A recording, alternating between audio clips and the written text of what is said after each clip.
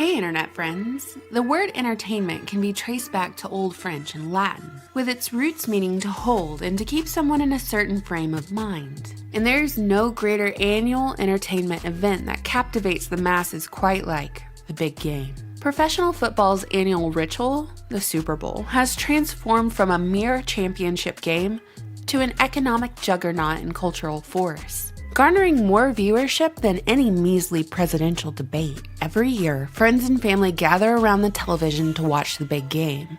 The most die-hard fans cheering for the team they view as an extension of themselves, and the most lukewarm viewers just watching for the commercials. While this one moment a year serves as the most universal shared cultural experience across the United States, the masses are, by and large, unaware that it's not just a football game being played out on America's greatest stage. That's why today we are going to discuss the dark history of the Super Bowl.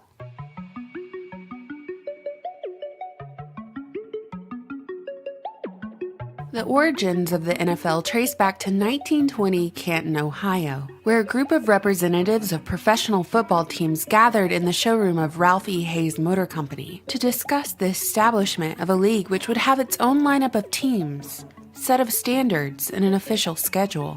At the age of 33, Olympian pro athlete and coach Jim Thorpe became the head of the American Professional Football Association. And the association adopted the National Football League title 2 years later.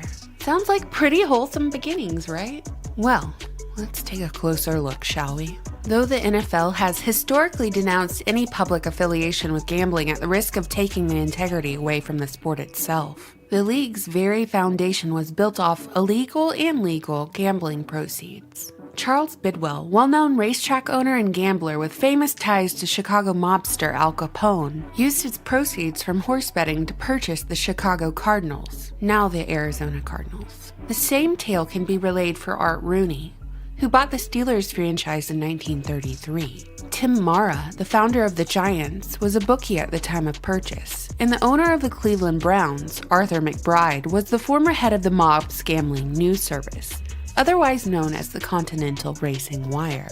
With the exception of the Cleveland Browns, all of the aforementioned franchises are still owned by the same families. Over the decades, the NFL absorbed the teams of rival leagues, establishing itself as a monopoly over the professional football world. Well, until the 1960s, when the American Football League gave the NFL a run for its money. The result? The first Super Bowl. The Super Bowl of 1967 started out as a championship game between the NFL and the AFL, and the term Super Bowl was coined by Lamar Hunt, founder of the AFL, who allegedly got the term from his children, who were playing with a bouncy ball toy called a Super Ball. Again, what a wholesome tale on the surface. Let's dive a little deeper. Lamar Hunt was the son of Haroldson Lafayette Hunt, a gambler who used his poker winnings to buy the East Texas oil fields. His fortune provided him great political influence as he developed what was then considered extreme conservative political views. His wealth financed conservative radio talk shows, the political career of Lyndon B. Johnson, as well as an anti-Fidel Castro group who worked in cahoots with the Mafia and CIA to oust Castro. And he even set up a right-wing intelligence network with his sons, including Super Bowl Lamar. To top it all off, Haroldson Hunt was eventually accused of funding President John F. Kennedy's assassination. Anyway, the AFL ended up merging with the NFL after several Super Bowls. This was during a time when it was believed that no sport could compete with baseball in the United States. But the lure of escapism spectatorship for an overworked middle class, as well as sports betting for avid fans, was enough to turn a simple sporting event like the Super Bowl into a cultural phenomenon. But soon to follow were accusations of game fixing. And these rumors were only amplified when the public learned about two of the NFL's top players, who were suspended for the 1963 season on accusations of illegal betting and gambling associations. Though it should be noted that they were both reinstated a year later and went on to have successful careers. How about that? Quarterback Joe Namath's career was cut short when the NFL insisted that Broadway Joe divest himself from a bar he owned in the Upper East Side that was a favorite of bookies and mob families like the Gambinos. Instead of parting ways with his bar, Broadway Joe decided to retire from football altogether. These historical examples of professional football's ties to organized crime are really just a taste of the true reality of this cozy relationship. Spanning the decades, there have been numerous instances of franchise owners, coaches, referees, and players all having ties to illegal gambling and organized crime, fueling suspicions of games being rigged. The NFL is, at its core, a business. They're in the sports entertainment business, and the product they sell is fantasy. Their entertainment consists of gripping tales of the hometown hero, the rise of the underdog, and the team who beat the odds. The NFL is aware that diehard fans view their respective teams as extensions of themselves, investing much of their free time, energy, and passion into their team. So it's a curious thing that although there are laws in place to prevent outside meddling in professional sports, there are currently no laws in existence that prevent a league, whether it be the NFL, NBA, whatever, from fixing its own contests. It's their business, their event. By law, the business can, theoretically, rig their own event. And according to the law, the media can absolutely lie to all of us. How's that for wholesome television programming?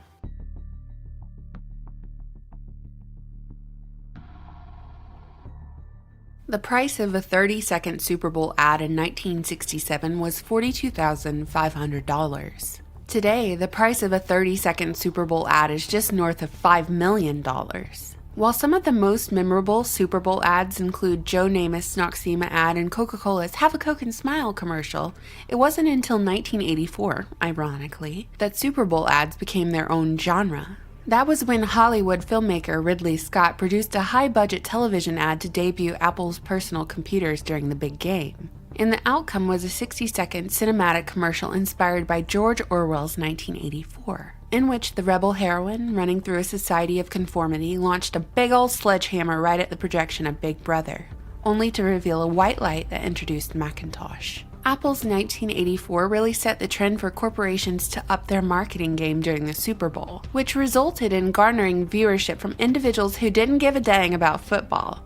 They watched the Super Bowl for the sheer entertainment of being sold a product in a clever, entertaining way. And that's why the power of one's attention cannot be understated. This sporting event, which was once predominantly viewed by men, has in recent years been almost equally viewed by both men and women. And with the change in viewer demographics, there's also been a change in the narrative of the ads themselves. Super Bowl television ads have shifted from funny, lighthearted, or even meaningful mini-stories, albeit with the underlying message of give us your money, to corporations pushing divisive and social political agendas in their short 30-second segments. Not only do these corporations now want spectators to give them their attention and their hard-earned cash, but they want viewers to adopt their paradigm, or, at the very least, trigger indirect political discussion, earning them all the more publicity along the way when viral outrage rips through social media, and Super Bowl viewers debate their coworkers at the office on Monday. It's quite a trick, one that most are not aware of. The corporate marketing techniques that not only prompt subliminal impulses to act on the unconscious, but also prepare and condition individuals to turn against their neighbor on largely manufactured issues. So that which was once united can be divided, redirected, and conquered.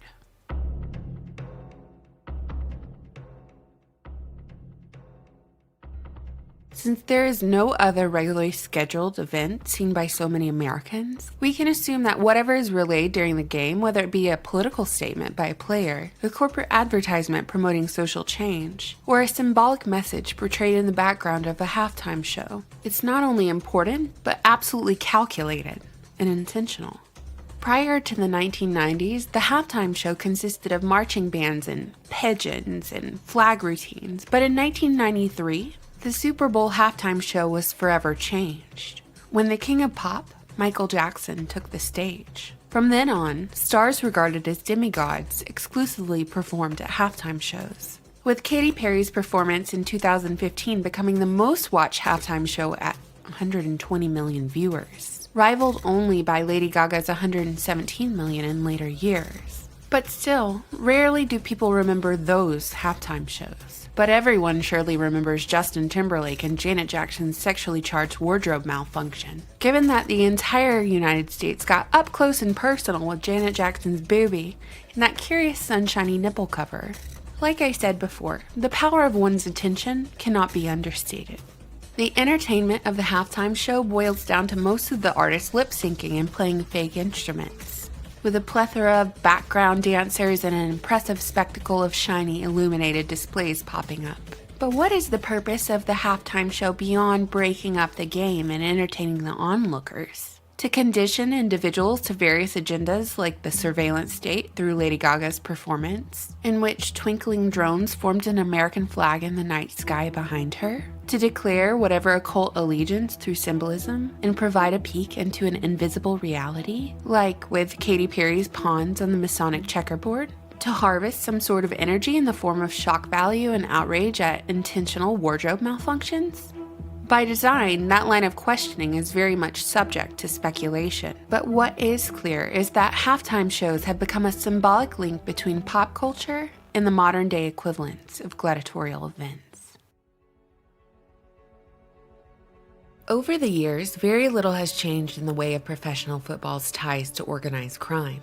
The only thing that has changed really is the level of interest the general public has shown in professional sports and its televised product. To make matters worse, all the illegal gambling and sports tourism associated with the Super Bowl creates a surplus of cash flow, making the annual ritual the largest event for human trafficking in the United States. So, is the Super Bowl really just squeaky clean, family-friendly fun? Or is this championship game just another engineered event leading to an endless array of bread and circuses? This video is in no way demonizing the spectatorship or enjoyment of professional sports, but what I hope this video has established, beyond the history of the Super Bowl, is awareness of what your entertainment actually is. Thank you all so much for watching, subscribing, hitting the notification bell, and supporting my channel on Patreon. Bye!